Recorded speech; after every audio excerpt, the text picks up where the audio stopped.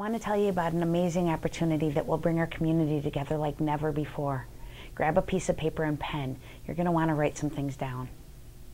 But first, let me ask you a question. Have you noticed how much things have changed? With high taxes, all the empty businesses, vacant, boarded up houses, the different cultures that tend to stay to themselves, and the actions of less than 1% of the community engaged in criminal activity that makes us all feel unsafe and impacts our community's reputation. At this rate, if we don't do something drastic, none of us will want to live here anymore. We can fix this, but it's going to take all of us. We can make our entire communities, Beach Park, Winthrop Harbor, and Zion, the kind of places where we're all proud to live, where our kids excel and neighbors care about each other. It's called building a community of character. The kids have already started. In their schools, they live by a code to be respectful and responsible, among other things. What would it look like if we all agreed to be respectful and responsible? The kids went to the streets to find out. How do you encourage respect and responsibility at Clovers? Well, I encourage respect and responsibility from our team to each other and to our guests by friendliness, hospitality, treating each guest like their family.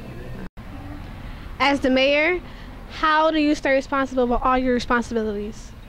Well, there's a lot of responsibilities as mayor, as you can imagine, but you know, I have a great staff and I give them directions and I set expectations of how they should treat people, and then I follow those same rules for myself, and I treat people, again, the way I think I would like to be treated. How would you promote respect in the community? As an individual police officer here, I strive to treat everybody the way I would want to be treated. And how do the employees respect customers that sometimes don't respect them? They still say thank you and tell them they have a good day. You never know what kind of a day a customer's having, so you always still give them a big smile. How do you show responsibility? How you show responsibility? By treating the young men and women that come up here like young adults. You know, making them responsible for their actions and treating them with respect and giving them things to do and following through to make sure that they do those things you ask them to do. How do you encourage kids to be respectful in the community?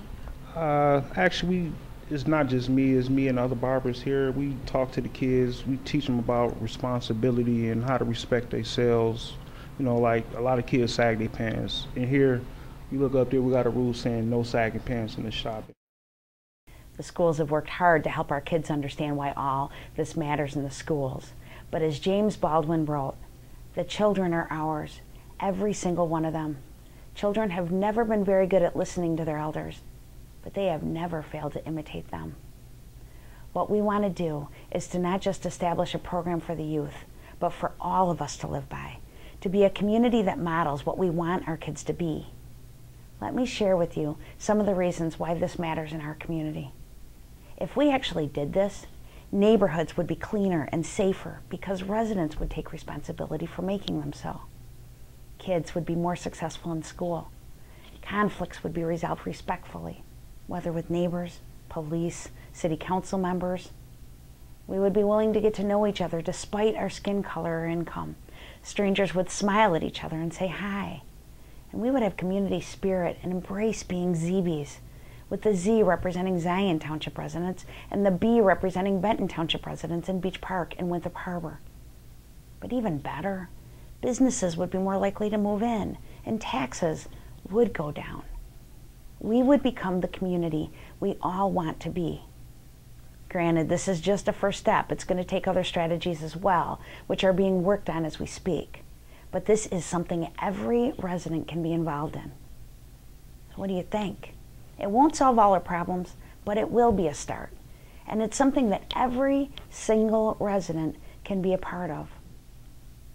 So what other words can we all agree that we want to be known for? In Pleasanton, California, they got together and decided that they wanted their community to be defined by their own terms. They chose specific words that they wanted to be known by, including respect and responsible. Everyone in the community helped choose the words, and they came up with what their community would look like based on those words.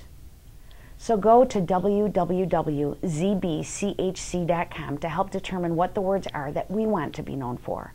You could also come to the Zion-Benton Public Library on Thursday, July 10th or August 7th from 6:30 until 8 p.m. to help be a part of defining what words we want to be known for.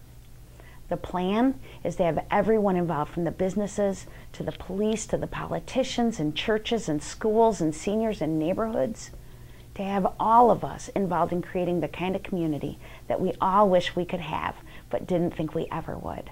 Well, we can, if you will help. We need you. This plan will work, but not nearly as well without you. Here is your personal invitation. Mark your calendar and come to the meetings at the library, and then take this information to groups you are involved in, like your Neighborhood Watch, your Bible study, your Scouts, any other groups that you're involved in, or go to the website and vote on what words you want to define us. Don't wait. Be a part of the solution. Seriously, we have focused on the problems long enough. Let's start focusing on the solutions together.